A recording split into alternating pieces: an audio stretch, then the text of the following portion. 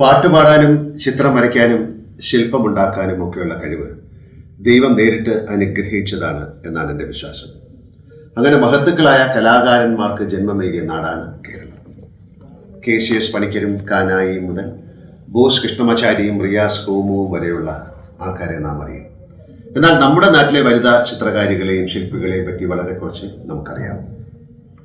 അതിൽ തന്നെ CK പത്മിനി എന്ന അനശ്വര ചിത്രകാരിയെ പറ്റി കുറച്ചെങ്കിലും നാം കേട്ടിട്ടുണ്ട്. അവരെക്കുറിച്ച് ചില പുസ്തകങ്ങളും സിനിമയും വരെ വന്നിട്ടുണ്ട്. എന്നാൽ പത്മിനി പഠിച്ചിറങ്ങിയ അതേ കലാലയത്തിൽ അതേ കാലത്ത് കല അഭ്യസിച്ച KCSന്റെ ശിഷ്യ കൂടിയായ ശില്പി ശ്രീമതി അനില ജേക്കബിനെ കേരളം എത്ര കണ്ടറിയുമെന്ന് എനിക്ക് സംശയമുണ്ട്.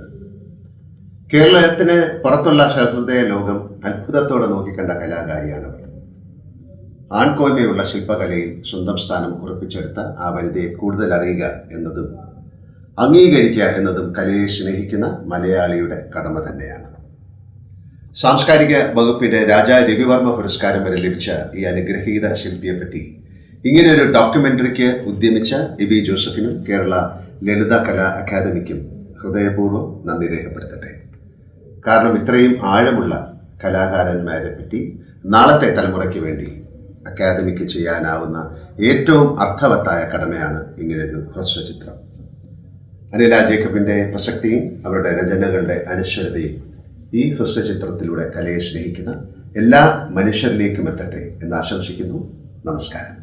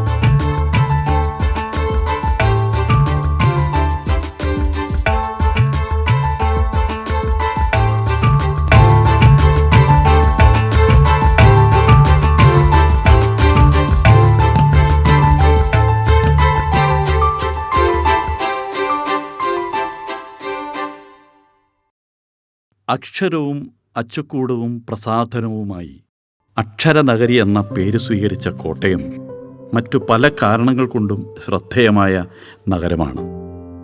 ക്രിസ്ത്യൻ മിഷണറിമാരുടെ ഇടപെടലുകൾ, പാശ്ചാത്യ ജീവിത രീതിയുടെ സ്വാധീനം, സമ്പൂർണ്ണ സാക്ഷരത നേടുന്ന രാജ്യത്തെ ആദ്യ ജില്ല, ഇങ്ങനെ ഒരു പരിഷ്കൃത സമൂഹമായി പരിവർത്തിതമാകാനുള്ള സാഹചര്യങ്ങൾ അവിടെ ഉയർന്നു വന്നു. അനില ജേക്കബ് എന്ന കലാകാരി പിറന്ന ദേശത്തിൻ്റെ ഗരിമയും അനില കലയുടെ പരിസരത്ത് ഉറച്ചു നിൽക്കുന്നതിന് കാരണമായിട്ടുണ്ട്. കുഴിമറ്റത്തായിരുന്നു അമ്മ വീട്. ജനനം അമ്മ വീട്ടിൽ. 1941 ജൂലൈ 10 കോട്ടയം മുല്ലമംഗലം ബേബി എന്ന ജോൺ തോമസിൻ്റെയും കുഴിമറ്റം മോനിശ്ശേരിയിൽ അമ്മുവിൻ്റെയും മകളായി അനില ജനിച്ചു. ഒരു സഹോദരിയും ഒരു സഹോദരനും അവിടെ കൂട്ടിനുണ്ടായിരുന്നു. കളിമൺ രൂപങ്ങൾക്ക് ജീവശ്വാസം നൽകിയാണല്ലോ ഉൽപ്പത്തി പുസ്തകത്തിൽ ആദത്തിനും ഹവ്വയ്ക്കും യഹോവ ജീവൻ നൽകുന്നത്. പഴയ നിയമത്തിൻ്റെ തുടക്കം തന്നെ ഒരു ശില്പനിർമ്മാണത്തിൻ്റെ കഥയുമായിട്ടാണെന്നർത്ഥം. ഗാംഭീര്യമേറിയ മുഖപ്പുകളും വലിയ ചിത്രപ്പണികളുമുള്ള ആനവാതിലുകളും ചിത്രശില്പഖചിതങ്ങളായ സ്വർണ്ണോസുകളുമുള്ള ക്രിസ്ത്യൻ പള്ളികൾ വിശ്വാസത്തെയും ആരാധനയെയും ത്വരിതപ്പെടുത്തി.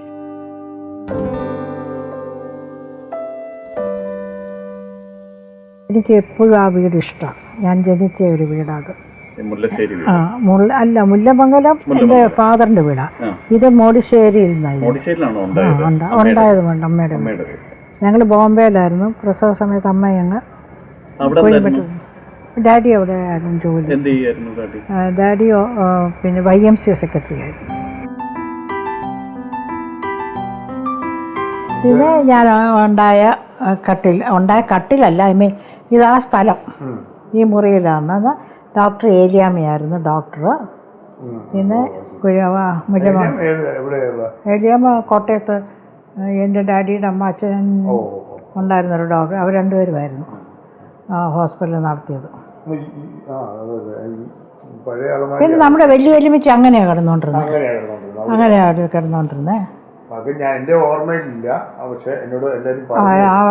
കിടന്നത്. ഞാൻ ആ കട്ടിലെ വലിയമിച്ച് തളർന്ന് കിടക്കുമ്പം ആ കട്ടിലെ ഞങ്ങളൊരു രജു തീരെ കൊച്ച, പക്ഷേ ഐവനെ ഞാൻ പ്രകാശ് ഞങ്ങൾ കഥ കേൾക്കാൻ അല്ലുമിച്ചിട്ട് കൂടി ആ കട്ടിലേലാണ് ഉച്ചയൊക്കെ കഴിഞ്ഞാൽ കയറി കിടക്കുന്നതും. എൻ്റെ ചെറുപ്പത്തിൽ ഞാൻ കണ്ടിട്ടുണ്ട്. ഇവിടെ കൃഷി ചെയ്യുന്ന സമയത്ത് ഞങ്ങൾ അവധിക്കൊക്കെ വരാറുണ്ട്. ഓർക്കുന്നുണ്ടോ പണ്ട് ഇവിടെ വരുമ്പം 2 മാസത്തോളം ഇവിടെ എല്ലാവരും കൂടെ കൂടുമല്ലോ. അപ്പോൾ നിങ്ങളെല്ലാവരും കൂടെ പോയി അവിടെയുള്ള ആ കൊച്ച് നമ്മുടെ മാവേന്ന് രാവിലെ മാങ്ങ പറിക്കുന്നതും മാങ്ങ പറിക്കുന്നതല്ല വീണ മാങ്ങ എല്ലാം എടുക്കുന്നതും ഞങ്ങൾ അന്നേരം കൊച്ചാ. ഞങ്ങളെ ആ തല്ലി ഓടിക്കുന്നത് നമുക്കൊരു റിയാക്ഷൻ ഉണ്ടായില്ല. We were all healthy those days എന്ന് പറയാം. കാരണം ഇപ്പം ആണെങ്കിൽ ഒരു കാക്ക കടിച്ച മാങ്ങ തിന്നാൻ മേല, പൂച്ച കടിച്ച മാങ്ങ. പക്ഷെ അന്നത്തെ കാലത്ത് മുഴുവൻ നിലത്ത് വീഴുന്ന മാങ്ങയല്ലേ നമുക്ക് കിട്ടുന്നു കൂടുതലും. അത് കഴിച്ചു. പിന്നെ വൈകിട്ട് ഇവിടെ വന്ന് കിടക്കുമ്പോൾ രാത്രി കോട്ടയത്ത് പോയി സിനിമ കാണുന്നതും രാത്രി കാലങ്ങളിൽ നടന്നു വരുന്ന ചെരുപ്പ് നിലത്തിട്ട് അടിച്ച് പാമ്പ് വരാതിരിക്കാനായിട്ടൊക്കെ വളരെ സന്തോഷമുള്ള ഒരു കാലമായിരുന്നു. അങ്ങനെ ആ ചെറുപ്പകാലത്തെ ഓർമ്മകളൊക്കെ ഈ വീട്ടിൽ വരുമ്പോഴാണ് കൂടുതലുള്ളത്. പിന്നെ ഞങ്ങളെല്ലാം അങ്ങോട്ടും ഇങ്ങോട്ടും കാണുമ്പോൾ ഷെയർ ചെയ്യും. ഇതേപോലെ പറഞ്ഞു തന്നെ ഞങ്ങൾ പറയുന്നത്. പക്ഷേ വി ആർ എൻജോയിങ് ഇറ്റ് അല്ലേ? അതെ അതെ.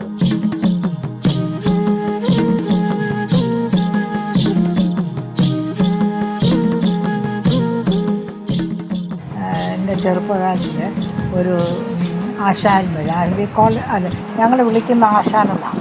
അയാൾ ഒരു പാവപ്പെട്ട മനുഷ്യനാണ്, പക്ഷെ വളരെ ഫ്രണ്ട്ലിയാണ്. എൻ്റെ ഗ്രാൻഡ് മദറിനോട് വളരെ അടുപ്പമാണ്. അപ്പോൾ ഗ്രാൻഡ് മദർ അയാളെ ഹെൽപ്പ് ചെയ്യും. അതിന് ശനിയാഴ്ച തോറും എല്ലാ വീടുകളിലും ഞങ്ങളെല്ലാം കുറേ ക്രിസ്ത്യൻസ് അടുത്ത് താമസിക്കുന്നത്, എല്ലാ വീടുകളിലും അയാൾ പോകും. കുറച്ച് പൈസ ഒക്കെ അയാൾക്ക് കൊടുക്കും. അത് കഴിഞ്ഞ് കുറേ പിള്ളേരുമായിട്ട് എൻ്റെ അടുത്ത് വരും. എനിക്കപ്പം ഈ വരയോട് വലിയ ഇൻട്രസ്റ്റ് ഉണ്ടായിരുന്നു.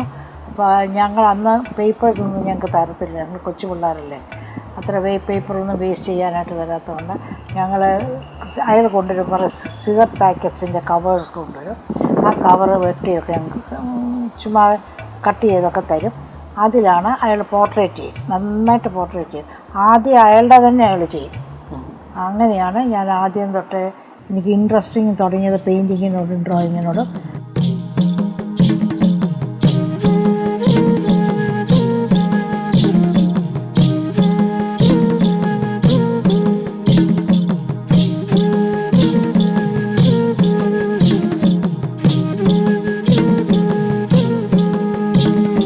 തെക്കുന്ന് പടിഞ്ഞാട്ടോരാശ്ചര്യം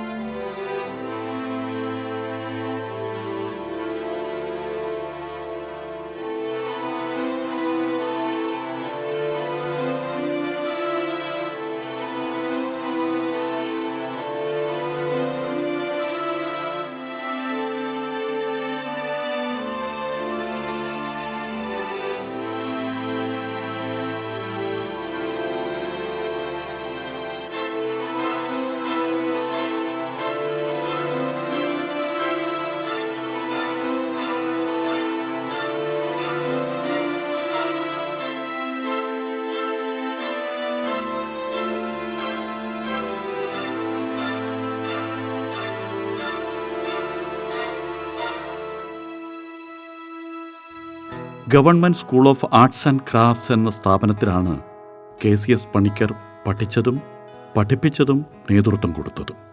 കലാമേഖലയിൽ മലയാളികൾ അടക്കമുള്ള സമൂഹങ്ങൾക്ക് ലഭ്യമായ വളർച്ചയിൽ KCSൻ്റെ സ്വാധീനവും പങ്കും നിർണായകമായിരുന്നു. കൊൽക്കത്തയിൽ KG സുബ്രഹ്മണ്യനും മദ്രാശിയിൽ KCS പണിക്കരും സമീപകാലങ്ങളിലായി പടർന്നു നിന്ന വൻവൃക്ഷങ്ങളായിരുന്നു. ആ തണലിൽ വളർന്നത് ഇന്ത്യൻ ചിത്രകലയുടെ ശൈലീഭേദങ്ങളും ലോകമറിയുന്ന പ്രതിഭകളുമായിരുന്നു. നമ്മുടെ പത്മിനി എൻ്റെ ക്ലാസ്മേറ്റ് ആയിരുന്നു. സ്കൾപ്ചർ സെക്ഷനിൽ പോയി കഴിഞ്ഞപ്പം അതുവരെ ഞാനോർത്ത് തന്നെ ഒരിക്കലും പെയിൻറ്റിങ്ങല്ല വേറെ ഒന്നും ഓടുകയല്ലെന്ന. പക്ഷെ 2-3 സ്കെച്ചും കുറച്ച് നേരത്തെ ടോക്കും ഒക്കെ കഴിഞ്ഞപ്പോൾ ആയിട്ടൊന്ന് KCS പണിക്കർ ഡിസൈഡ് ചെയ്തു ഞാൻ സ്കൾപ്ചറിന് ചെയ്യണമെന്ന്. അവിടെ ചെന്നപ്പോഴാണ് അറിയുന്നത് 21 ആണുങ്ങളുടെ കൂടെയുള്ള ഇരിപ്പ്. അത് വലിയൊരു പ്രയാസമായിട്ട് എനിക്ക് തോന്നി.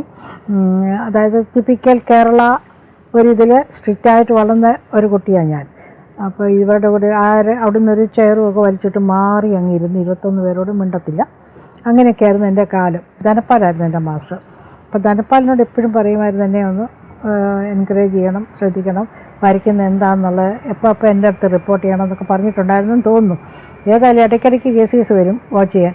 അപ്പോഴേക്കിൻ്റെ ഒരു സന്തോഷമൊക്കെ ഇല്ലാതിരിക്കും. അപ്പോൾ ഡാഡി ഒരു ദിവസം ഫോൺ ചെയ്ത് പറഞ്ഞു ഇവർക്ക് പെയിൻറ്റിങ്ങിനാണ് പോകേണ്ടത്, ഇല്ല അവൾ ഇതിന് ഷൈൻ ചെയ്യുമല്ലോ, നോക്കിക്കോ. ജോൺ തോമസ് എന്ന എൻ്റെ അപ്പൻ്റെ പേര്.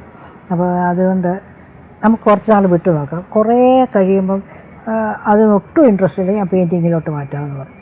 അപ്പോൾ KCS പണിക്കർ പറഞ്ഞിട്ടാണോ ഇല്ലയോ എന്നറിയാം, ധനപ്പാൽ എൻ്റെ കൂടെ വന്നിരുന്നു. എന്നോട് ചോദിച്ചു ഞാനൊരു പോർട്രേറ്റ് ചെയ്യുന്നതിന് വിരോധമുണ്ടോ, ഞാൻ പോസ്റ്റ് ചെയ്യാനാണ് ഒരു മോഡലായിട്ട്.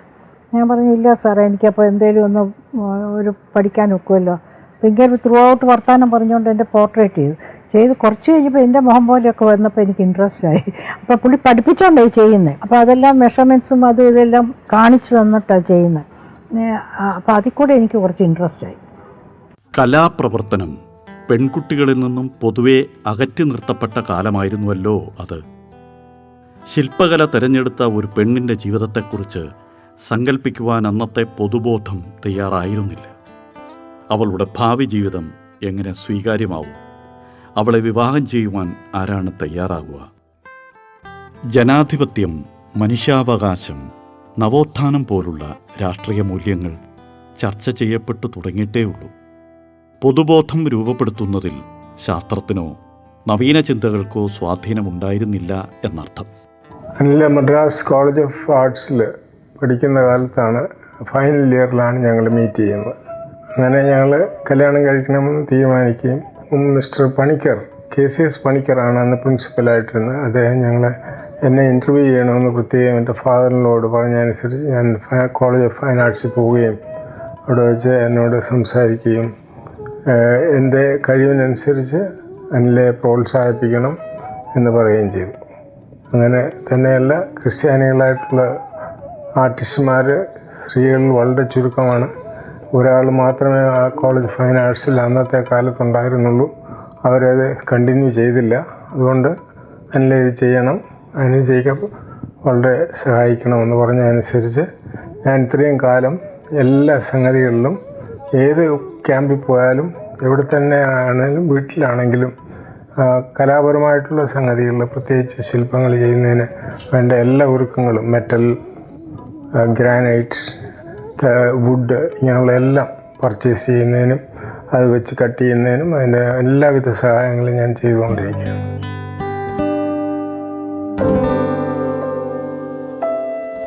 He was taking so much interest those days, you know. അങ്ങനെയായിട്ടായിരിക്കുമല്ലോ ഞാൻ. പിന്നെ ജയിക്കുമ്പോൾ അതുപോലെ തന്നെ കൂടുതൽ കെയർ ചെയ്തു. അത് കഴിഞ്ഞപ്പോൾ പുള്ളി ഒരു പ്രിൻറ്റിംഗ് ലൈനിൽ ഹൈലി ക്വാളിഫൈഡ് ആയിരുന്നു. ലണ്ടൻ എക്സാംസൊക്കെ പാസ്സായ ആളായിരുന്നു. പ്രിൻറ്റിങ്.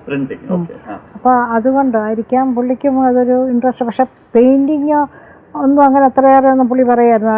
പിന്നെ സ്കൾപ്ചറിനോട് ഇഷ്ടമായത് ഞാൻ ചെയ്യുന്നത് കണ്ടപ്പോഴാണ്. പുള്ളി അത് എത്രയാണെങ്കിലും ഞാൻ വെറുതെ ഇരുന്നാൽ സമ്മതിക്കത്തില്ല, എന്തെങ്കിലും ചെയ്തുകൊണ്ടിരിക്കാൻ പറയാം. അങ്ങനെയല്ലേ ഈ വയസ്സിലും 80+ ആയിട്ട് ഞാൻ വർക്ക് ചെയ്യുന്നത്. ചെളിയും സിമൻറ്റും മരവും ഉപയോഗിച്ചുള്ള ആദ്യകാല രചനകൾ പാഠഭാഗങ്ങളോട് ചേർന്ന് നിന്നിരുന്നു. ജാമിതീയ സ്വഭാവമുള്ള സ്തംഭങ്ങളിൽ മനുഷ്യനെയും മനുഷ്യപക്ഷം ചേർന്നു നിൽക്കുന്നവയെയും ഉൾപ്പെടുത്തുന്ന വുഡ് കാർവിംഗ് ആ കാലത്തു നിന്നും നമുക്ക് കണ്ടെടുക്കാം. ചോളമണ്ഡലം അടക്കമുള്ള ഇടങ്ങളിലെ ഉദ്യാന ശില്പങ്ങൾ, വിശ്വചിത്ര പ്രദർശനത്തിനായി തെരഞ്ഞെടുത്ത ശില്പം എന്നിവയടക്കം നിരവധി ശില്പങ്ങൾ ഈ ഗണത്തിൽപ്പെടുന്നുണ്ട്. ഭൂമി അതിൻ്റെ അച്ചുതണ്ടിൽ അവിരാമം കാലത്തെയും വഹിച്ചു മുന്നേറുന്നത് ശില്പി കാണുന്നു. നിമിഷങ്ങൾ മണിക്കൂറുകളെയും യുഗങ്ങൾ മന്വന്തരങ്ങളെയും പുറന്തള്ളി മുമ്പോട്ട് കുതിക്കുകയാണ്. റെറ്റിനയിൽ നിശ്ചലമായ ഒന്നിനെ ചലനത്തിൻ്റെ പ്രതീതിബോധ പരിസരത്ത് എത്തിക്കുക എന്നത് ലളിതമായ കാര്യമല്ല. അചേതനവും ചലനരഹിതവുമായ വസ്തുക്കളിൽ ചേതനയും ചലനവും നിക്ഷേപിച്ചുമടങ്ങുന്ന രസതന്ത്രം ഓരോ ശില്പത്തിലും നമുക്ക് കണ്ടെടുക്കാം. ഒരു പക്ഷിയുടെ പുറത്ത് കയറിയിരുന്ന് ഒരു നല്ല ഹാപ്പിയായിട്ട് അവൾ പോകുന്നത്, പറന്നു പോവുകയല്ലേ, പറന്നു പോകുമ്പം നല്ല അതുകൊണ്ട് കൈയൊക്കെ പൊക്കി എൻ്റെ ഇമാജിനേഷനിൽ അവൾ വളരെ സന്തോഷമായിട്ട് താഴെ ബാലൻസൊക്കെ പിടിച്ച് ആ പക്ഷിയുടെ പുറത്ത് പോയിക്കൊണ്ടിരിക്കുകയാണ്. പക്ഷിയുടെയും കണ്ടോ എങ്ങനെയും പോയി എവിടെയോ ചെന്ന് അവർക്ക് പക്ഷിക്ക് ഒരു ഐഡിയ കാണും എവിടെയെങ്കിലും കൊണ്ട് ആ സ്ത്രീയെ ഇറക്കണമെന്നുള്ളത്. ഈ വെള്ളപ്പൊക്ക സമയത്ത് 2 പേരൊരു ബോട്ടല്ല, ബോട്ട് പോലെ ഒരു സാധനത്തെ കയറി, ഞാനൊന്ന് ഡെക്കറേറ്റ് ചെയ്തിരിക്കുന്നത് ഇമാജിൻ ചെയ്ത ഒരു ബോട്ടാണ്. അതൊരു ഏത് കഷ്ണത്തേലും കയറി രക്ഷപ്പെടുക എന്നുള്ളതാണല്ലോ ഏറ്റവും പ്രധാനപ്പെട്ട കാര്യം. അതിന് അവരെ രക്ഷപ്പെടാനായിട്ട് ഒരാളെ കൂടെ അങ്ങ് ഓടി ചാടി കയറുന്ന പോലെയാണ് കാണിക്കുന്നത്. അത് ആ വെള്ളപ്പൊക്ക സമയത്ത് ചെയ്തതാണ്. ഫിഷർ വുമൺ എത്രയും വേഗത്തിൽ അവളുടെ ബാസ്ക്കറ്റിലിരിക്കുന്ന ഫിഷ് സെയിൽ ചെയ്യാനായിട്ട് she was travelling in A top of A bird. അങ്ങനെ കണ്ടില്ലേ, ഒരു ബേർഡാണ് അത്. ആ ബേർഡിൻ്റെ വരെ അത് അരയണ്ണമാകാം, വെള്ളത്തിൽ കൂടെ പോകുന്ന ഒരു ബേർഡാകാം. അതിൻ്റെ പുറത്ത് കയറി വിൽക്കാനായിട്ട് ഓടുക. എല്ലാ സ്കൾപ്ചറിനും ഒരു പർപ്പസ് ഉണ്ട്. അമ്മയ്ക്കും മക്കൾക്കും ആണല്ലോ വലിയ ഇമ്പോർട്ടൻസ് കൊടുക്കേണ്ടത്. അപ്പോൾ അതുപോലെയാണ് എനിക്ക് ഇഷ്ടമുള്ളൊരു സ്കൾപ്ചറാണിത്, ഭയങ്കര ഇഷ്ടമുള്ളതാണ്. ഏതാണ്ട് 65 ഇയേഴ്സ് ബാക്കായി ഞാൻ ചെയ്തതാണ് ഇത്.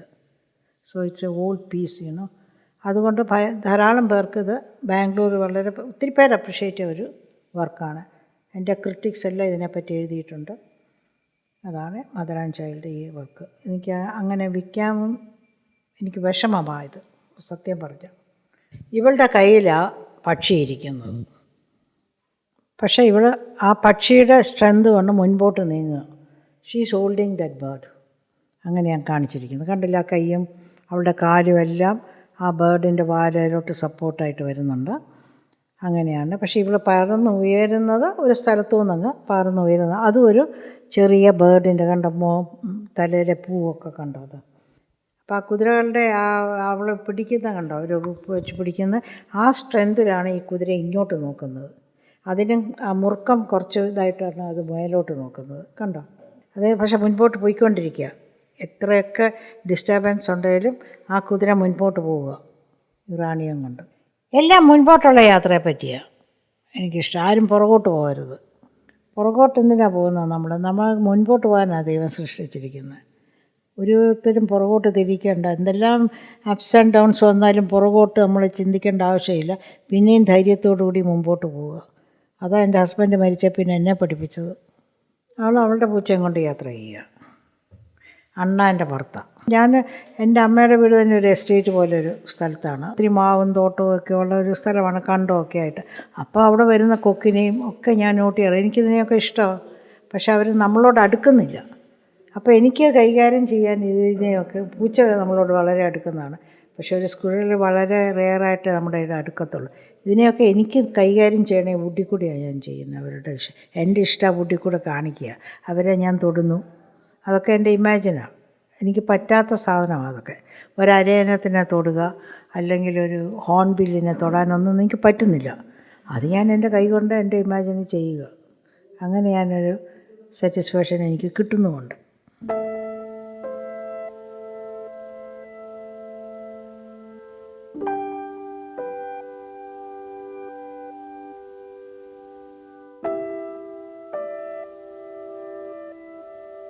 അനിലെ ഞാൻ ചേരുമ്പോൾ അനിൽ ഫാസ്റ്റ് ഹൗസ് ചെയ്തു. പക്ഷെ ഞങ്ങൾ മീറ്റ് ചെയ്യുന്ന ആർട്ടിസ്റ്റിൻ്റെ ഒരു ഗെറ്റ് ടുഗദർ ഉണ്ടാവും. ഞങ്ങൾ 2 ഓർഗനൈസേഷൻസ് ഉണ്ടായിരുന്നു, artist handicraft association, progressive painters association. അപ്പോൾ അവരുടെ എക്സിബിഷൻസിലും മീറ്റിങ്സിലൊക്കെ ഞാൻ പരിചയപ്പെടുന്നുണ്ട്. അങ്ങനെ ഞാൻ അനിലെ അറിയാം, പത്മിനിയെ അറിയാം ആ സമയത്ത്. പിന്നെ എനിക്ക് വെച്ചാൽ ഇവിടെ ചോളമണ്ഡലിൽ വന്നതിന് ശേഷമാണ് അനിലയായിട്ട് കൂടുതൽ പരിചയം. ഇവിടെ വന്ന് വർക്ക് ചെയ്യായിരുന്നു, സ്ഥിരം വർക്ക് ചെയ്തുകൊണ്ട് അങ്ങനെയുള്ള പരിചയമാണ്. പിന്നെ നല്ലൊരു സുഹൃത്ത് പോലെ പെരുമാറും. അതുകൊണ്ട് എനിക്ക് വളരെ ഇഷ്ടമായിരുന്നു അനിലെ. അപ്പോൾ എന്ത് സംശയം എന്തുണ്ടെങ്കിലും ചോദിക്കാം, അങ്ങോട്ടും ഇങ്ങോട്ടും ഡിസ്കസ് ചെയ്യാം, അങ്ങനെ ഒരു ഇതുണ്ടായിരുന്നു. അത് വളരെ റെയറായിട്ട് കാണുള്ളൂ ആൾക്കാർ. പിന്നെ ഭയങ്കര സ്നേഹമായിട്ടുള്ള പെരുമാറ്റമാണ്. അതുകൊണ്ട് എനിക്ക് ഒരുപാട് ഇഷ്ടമായിരുന്നു അനിൽ.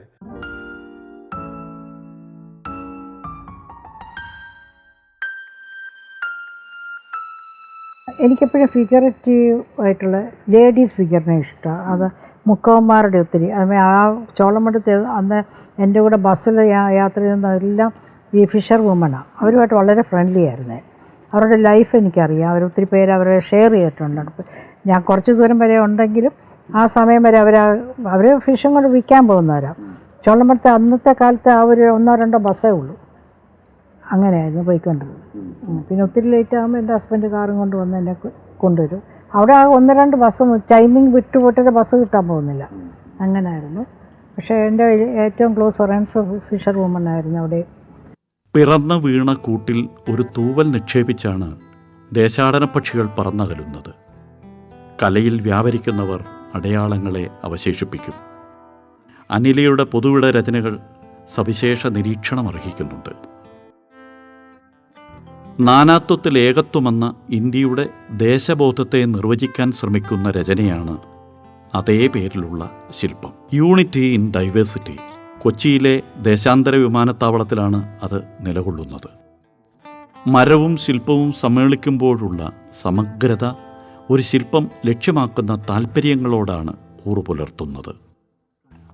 ശിലാഖണ്ഡങ്ങളിൽ നിന്നും സമൂർത്ത സാധ്യതകൾ കണ്ടെത്തുന്ന രചനകളും അനിലയുടേതായുണ്ട്.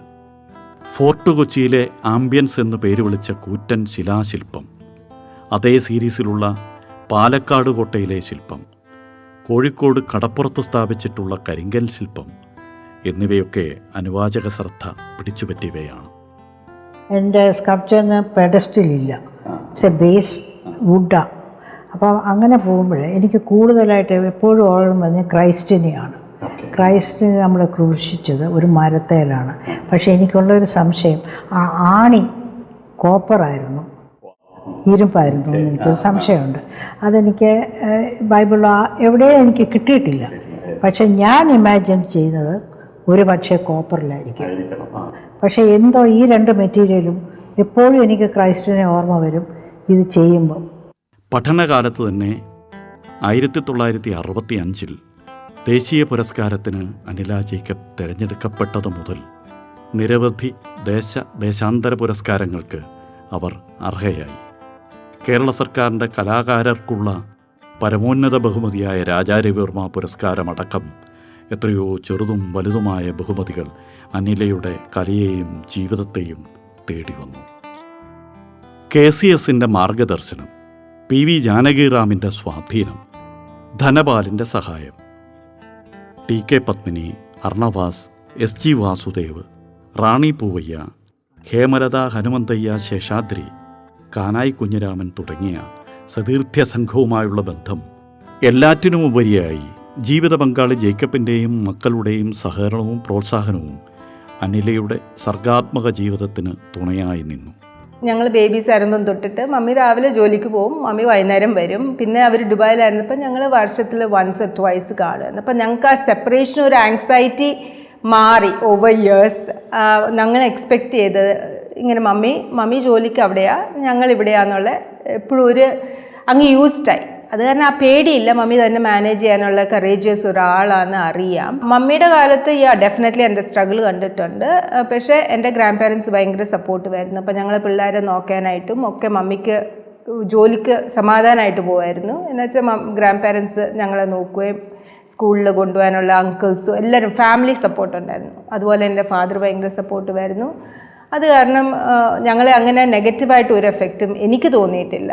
ഫാദർ പോയതിൻ്റെ എനിക്ക് തന്നെ അത് ഗെറ്റ് ഓവർ ചെയ്യാനായത് ഒരുപാട് ഹെൽപ്പ് ചെയ്തു. Art is help get over the grief of losing my father.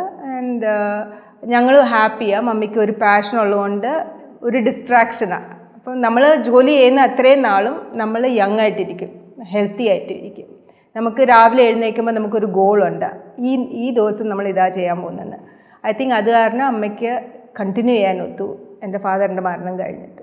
We definitely will be supporting her, both my sister and I, as long as she wants to go.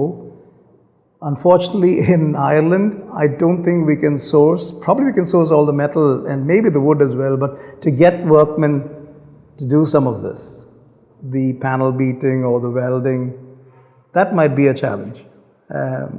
But surely if she wants to go into teaching, or which she could do in Ireland if it's possible, she could always venture into that, or teach after schools or in school, or even the people that who come in to get a hobby after they are retired or something. So there are opportunities there, and there are galleries where she could help with or try and exhibit her own work as well. So I think, yeah, there'll be a lot of support from both my sister and myself for a future, and she has all the freedom to keep this going as far possible until her physical body is able to keep up with it and physically able for it.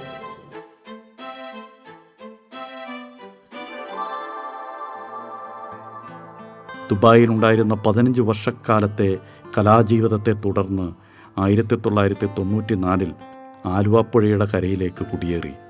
അവിടെയും ഇടവേളകളില്ലാത്ത വിധം ജീവിതം രചനാത്മകമായി. Anila Jacob എന്ന സ്കൾപ്റ്ററെ കുറിച്ച് നമുക്ക് വിദ്യാർത്ഥിയായിരിക്കുമ്പോൾ തൊട്ട് നമ്മൾ കേൾക്കുന്ന ഒരു പേരാണ്. ഒരു സ്ത്രീ എന്ന രീതിയിൽ തൻ്റെ യാഥാർത്ഥ്യങ്ങളോട് പൊരുതുന്നതിൻ്റെ ഭാഗമായിട്ട് കാണുന്ന പല എലിമെന്റ്സും ഒരുപോലെ പ്രതിഫലിക്കുന്നുണ്ടെന്നുള്ളതാണ് സത്യം. വളരെ ഓർത്തഡോക്സ് ആയിട്ടുള്ള ഒരു ബാക്ക്ഗ്രൗണ്ടിൽ നിന്ന് വരികയും ആധുനിക ശില്പകലയ്ക്ക് പുതിയ മാനങ്ങൾ നൽകുകയും നമ്മുടെ ഏറ്റവും പ്രാചീനമായിട്ടുള്ള ചില ബിംബങ്ങളെ സാംശീകരിച്ചുകൊണ്ട് അത്തരം ബിംബകൽപ്പനയിലൂടെ ഏറ്റവും സർഗാത്മകമായി അത് പ്രകടിപ്പിക്കാൻ കഴിയുക എന്നത് ഒരു ചെറിയ കാര്യമല്ല.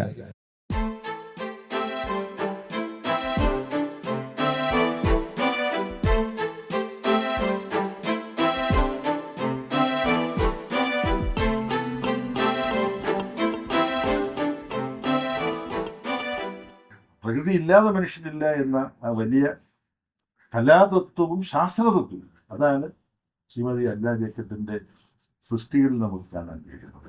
ജീവരാശിയിൽ ഒരു അംശം മാത്രമാണ് മനുഷ്യൻ, മറ്റ് ജീവജാലങ്ങളെല്ലാം ഉണ്ട്, പ്രകൃതിയുണ്ട്. സഞ്ചരിക്കാൻ കഴിയാത്ത മരങ്ങൾ, വൃക്ഷങ്ങൾ അവ സഞ്ചരിക്കുന്നുണ്ട്. അവയുടെ വേരുകൾ രാജ്യ അതിർത്തികളെല്ലാം ഭേദിച്ച് മറ്റു രാജ്യങ്ങളിലേക്ക് പോയി രാജ്യാതിർത്തികളെല്ലാം കൃത്രിമമാണെന്ന് സ്ഥാപിക്കുന്ന വൃക്ഷങ്ങളാണ്. ഇതെല്ലാം അനില ജേക്കബിന്റെ സൃഷ്ടികൾ നമുക്ക് കാണാൻ കഴിയും. മഹത്തായ എല്ലാ കലാസൃഷ്ടികളും നമുക്കിത് കാണാൻ കഴിയും.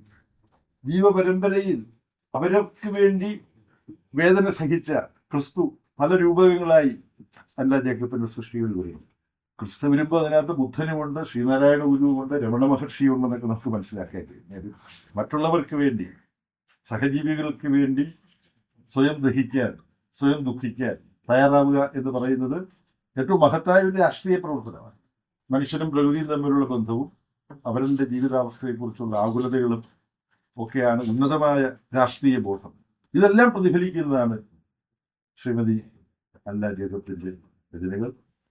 കലാകാരിയായ കൂട്ടുകാരിക്കൊപ്പം പൗരുഷത്തിൻ്റെ ഒരു വിശ്വമാതൃക പോലെ ജേക്കബ് ഒടുവിൽ വരെ ഉറച്ചു നിന്നു.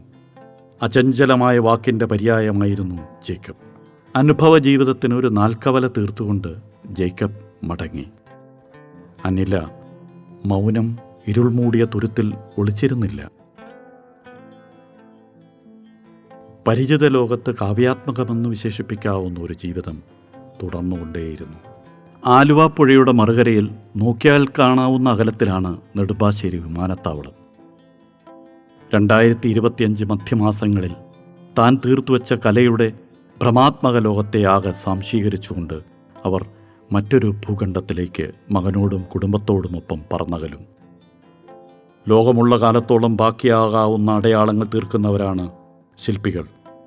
കലാകാരന്മാർ മൗനിയാവുകയും കലവാചാലമാവുകയും ചെയ്യുന്ന ഭ്രമലോകത്തെയാണ് അവർ സ്വപ്നം കാണുന്നത്.